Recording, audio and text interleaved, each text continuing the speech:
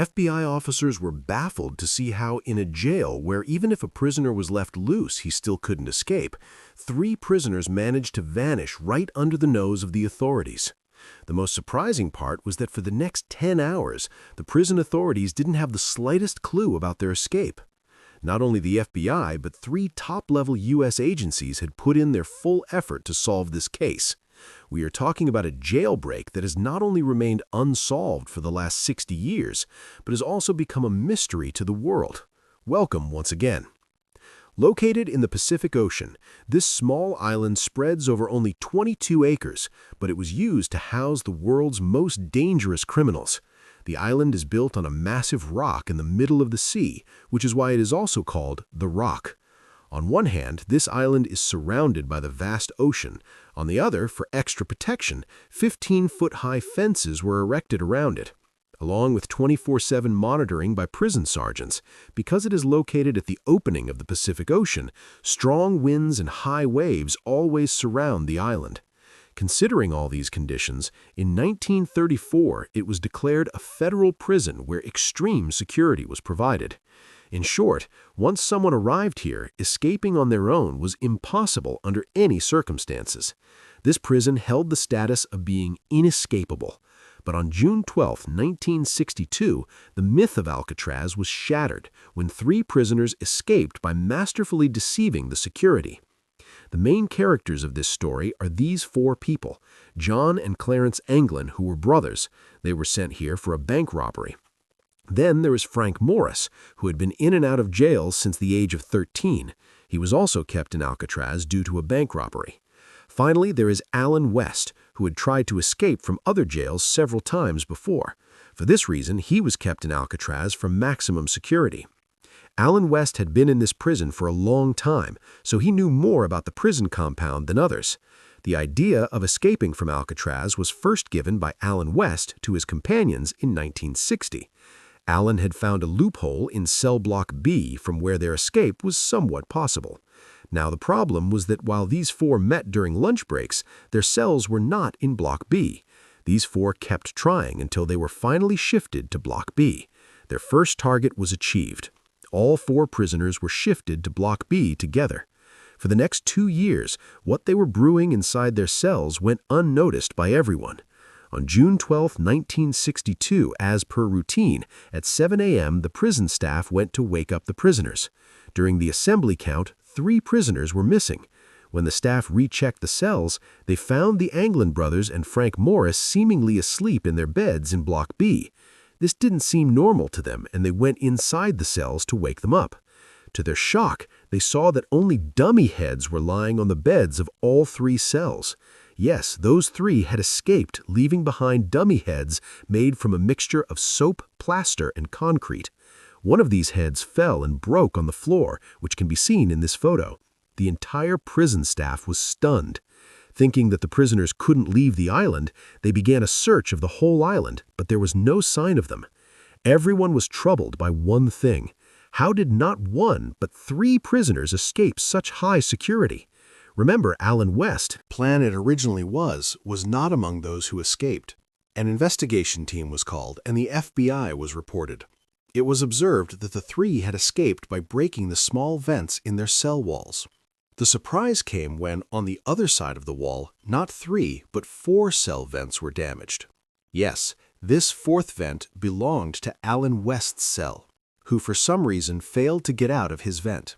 Allen West now knew there was no chance for him to escape, so he thought it best to tell the investigators the entire plan. Allen confessed that the whole plan was actually his. They had made these dummy heads, and the hair used on them was stolen during haircuts inside the jail. At the back wall of each of the 4 cells, there was a small vent measuring 5 by 9.5 inches. Allen knew the loophole of these cells because he had worked in prison maintenance. He knew the walls were only 6 inches thick, and the vent holes could easily be enlarged. For 6 months, the 4 prisoners found opportunities to dig around these vents. They used spoons stolen from the kitchen for this task, and they even built a drill machine using a motor from a prison vacuum cleaner. To keep this digging secret, they placed their musical instruments or other items in front of it. All this work was especially done during music hour when there was a lot of noise in the jail. The vent led to a corridor where there was no security. From here, a drain pipe goes directly to the roof of the block, where they often worked for maintenance. In Alcatraz, prisoners were kept busy with maintenance work. These 4 prisoners also used to go to the roof for maintenance, using it as an excuse to survey every detail for their escape plan. From the roof, they used another pipe to climb down and then jumped over the island's 15-foot fence to escape. They had completed all their preparations. By joining rubber raincoats, they had already made an inflatable raft for themselves. These raincoats were provided by the prison administration, which they were collecting on various pretexts. Additionally, they had made something like life jackets from raincoats to save them from drowning if the raft failed. But for the FBI, the big question remained: where are the escaped prisoners now?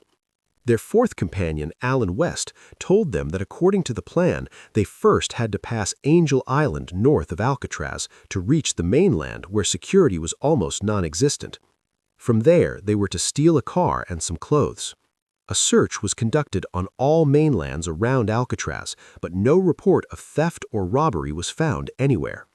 Did the sea swallow the prisoners who escaped by dodging impossible security? Here, Alan West's story was also thought to be made to deceive the FBI. There was no sign of those 3 anywhere. The footprints on the roof of Block B, the secret workshop where all these things were made, and the pipe they slid down were verified, confirming that Alan West's story was not a lie. Now, along with the FBI, the Coast Guard, Bureau of Prisons, and U.S. Marshals Service were included to search for the prisoners in the sea, but they found neither the prisoners nor any raft or life jacket. Moving away from a police case, this was now becoming a mystery case. In the next 4 days, the Coast Guard found a floating wooden paddle believed to be part of the raft. After that, 2 bags made of raincoats were found containing the prisoners' personal belongings like family photos and letters. This led to the assumption that the 3 prisoners did not reach the mainland alive because these are items no prisoner would easily leave behind. Any dead body starts floating on the water's surface after 2 days, but for the next several months, the investigation team found no body or body part.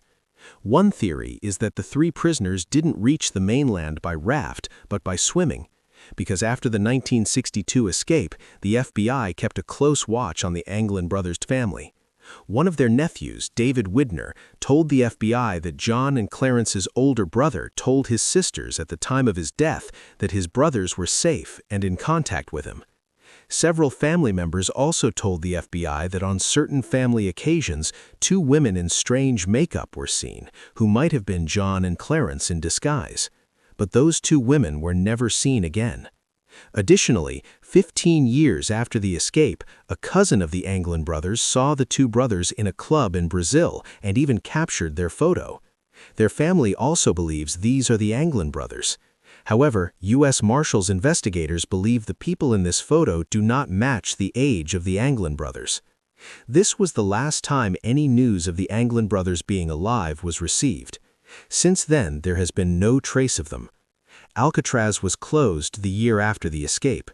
In 1979, the FBI officially gave up on the case. Now only the U.S. Marshals Service has this case open, and it will remain open until either the prisoners are caught, their bodies are found, or they reach the age of 99. Today, Alcatraz Island has been turned into a national park where tourists can see those same bars of Block B where 60 years ago, the Anglin brothers, Frank Morris, and Alan West were imprisoned. We hope you will like and share this video. Thank you so much for your loving comments, and we will see you in the next wonderful video.